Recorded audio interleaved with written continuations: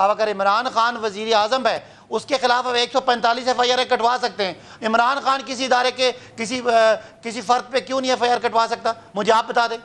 نہیں تو دیکھنا پنجاب میں تو پی ٹی آئی کی حکومت تھی نا جی، پنجاب میں پی ٹی آئی کی حکومت تھی نا۔ آپ مجھے بتائیں کہ لوگ کہتے ہیں کہ 12 کروڑ کے صوبے پہ آپ حکمرانی کر رہے ہیں اور آپ الزام آپ پہ لگتا ہے تو یہ وہ کہتے ہیں نااہلی آپ کی ہے کہ آپ کے لوگ جو ہے نا ارد گرد جو لوگ تھے وہ غلط لگائے گئے تھے آپ کی طرف سے۔ احتشام صاحب آپ کے معصومانہ سوال کے اندر ہی جواب ہے، حکومت ہماری تھی، ہم پہ حملہ ہوتا ہے اور ہم ہی FIR نہیں کروا سکتے تو باقی تو گل سمجھ ہی گیا ہوگے۔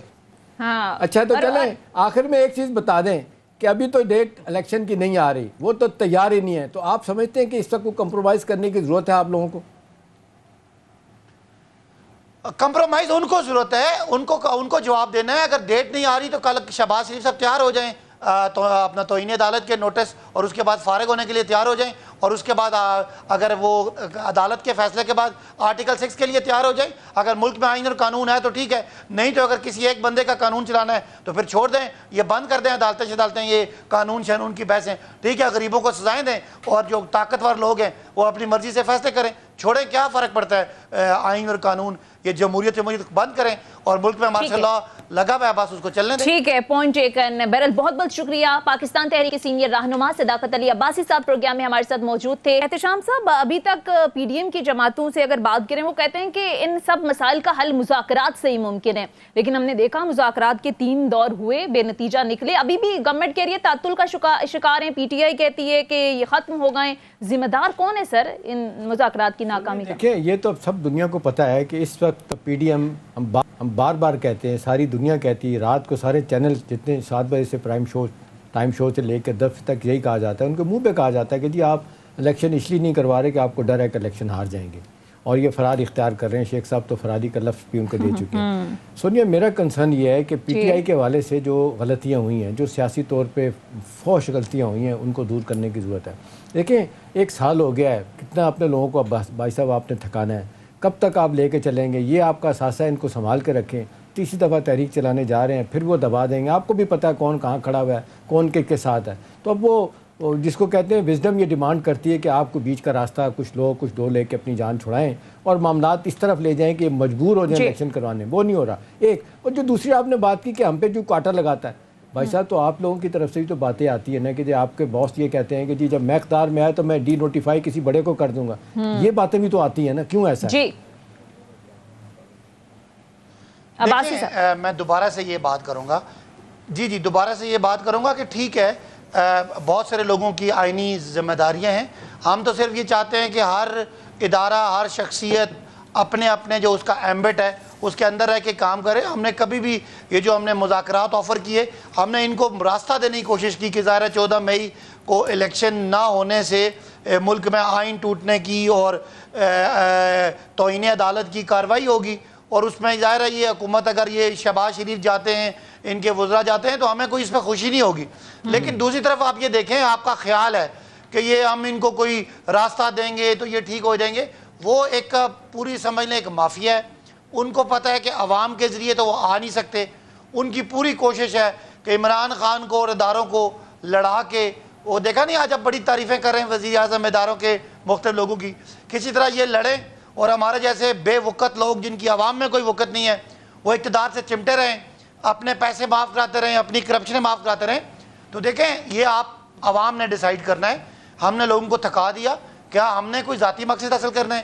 کیا ہمیں کوئی فائدہ تھا کہ پنجاب حکومت میں بیٹھے بیٹھائے ہم الیکشن میں جاتے، یا ہم سڑکوں پہ نکل کے اگلے الیکشن میں جا رہے ہیں؟ تو یہ آپ کو لگ رہا ہے کہ ہم نے کوئی سیاسی طور پہ کم عقلی کی ہے، لیکن ہم سمجھتے ہیں کہ دیکھنے والا ووٹر، دیکھنے والا پاکستانی ووٹر یہ سمجھ رہا ہے کہ عمران خان نے بھائی صاحب فیئر پلے جن ملکوں میں ہوتا ہے وہاں پہ باتیں مانی جاتی ہیں، ہمارے یہاں فیئر پلے نہیں ہے۔ دیکھیں احتشام صاحب فیئر پلے نہیں ہے تو کیا فیئر پلے کے لیے کوشش کرنا چھوڑ دیں؟ ہم فیئر پلے کے لیے کوشش کر رہے ہیں، ہم نظام کو سمجھا رہے ہیں، نظام کو ایکسپوز بھی کر رہے ہیں، ساتھ ساتھ لوگوں کو سمجھا رہے ہیں۔ مجھے احتشام صاحب آپ بتائیں، آپ بڑے ایک جہاں دیدہ تجزیہ کار ہیں، کہ ہم نے کیا کر دیا آخری سال میں کہ سارا پاکستان ہمارے ساتھ ہو گیا، 14 پارٹیاں ہم سے خوف کھاتی ہیں، اور بھی لوگ ہم سے خوف کھاتے ہیں؟ کچھ تو ہے، وہ یہ ہے کہ ہم نے عوام کو بتایا، ایکسپلین کیا اور لوگ تجربہ کر رہے تھے. ہم نے کہا یہ دیکھیں یہ ہم بتا رہے ہیں اور یہ ہو رہا ہے, تو لوگ ہمارے ساتھ جڑتے گئے. اور سیاست میں, جمہوریت میں یہی طریقہ ہے. آج الحمدللہ ساری ماریں کھا کے بھی میرا ورکر, میرا ووٹر اور میرا لیڈر آج سب سے اوپر کھڑا ہے. تو یہی سیاست میں لیکن عباسی صاحب بہت سارے لوگ کہتے ہیں کہ مقبولیت تو ہے, اپنے کیسز معاف کرانے. ہاں مقبولیت تو ہے, لیکن دوسری طرف قبولیت نہیں ہے پاکستان تحریک انصاف کے لیے. لیکن ایک سوال کا جواب میں سر, یہ مذاکرات کے حوالے سے ظاہر ہے جنگوں کا بھی ماحول ہو تو بالآخر ٹیبل ٹاک کرنی پڑتی ہے, مذاکرات کرنے پڑتے ہیں. لیکن یہ شرط کیوں رکھ دی آپ نے کہ 14 مئی سے پہلے اسمبلیاں تحلیل کریں؟ پھر انصار عباسی صاحب کی خبر میں دیکھ رہی تھی, ان کے مطابق تو 16 سپتمبر سے پہلے حکومت نہیں مانتی, پی ٹی آئی 16 سپتمبر سے پہلے چاہتی نہیں ہے. تو سر یہ مذاکرات میں شرائط تو نہیں ہونی چاہیے نا, پری کنڈیشنز؟ دیکھیں نا 16 سپٹمبر کی ڈیٹ کہاں سے آ گئی. ہمارا تو یہ ہے کہ دونوں صوبائی اسمبلیاں ہم نے قانون کے مطابق, اور آپ دونوں گواہ ہیں, ساری پی ڈی ایم نے کہا جی اگر آپ کو ملک میں الیکشن چاہیے تو پہلے خود حکومتوں سے باہر آؤ. ہم پہلے اسمبلیوں سے باہر آئے, پھر حکومتوں سے باہر آئے, پھر کہا بھی الیکشن کراؤ. پہلے کہتے ہیں جی پیسے نہیں ہیں, پھر کہتے ہیں سیکیورٹی نہیں ہے, پھر آپ کہتے ہیں جی ایک دن میں الیکشن کروائیں. تو ہم نے کہا ہم بیٹھ جاتے ہیں. ہم نے مذاکرات کو سنجیدہ لیا.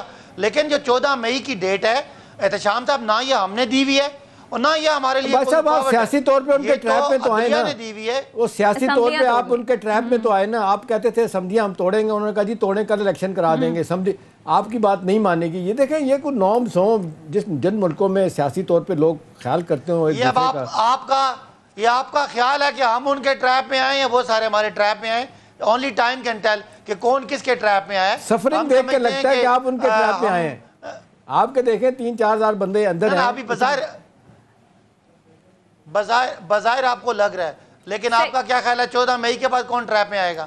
آپ سوچ سکتے ہیں کہ پاکستان کی عدلیہ فیصلہ دے دے اور حتمی فیصلہ ہو, اس پہ ریویو بھی کوئی نہ ہو, اور حکومت کہے کہ ہم وہ فیصلہ نہیں مانتے. تو آپ کا کیا خیال ہے کہ اس کا کوئی مدعا, بہت قیاس ہوگا.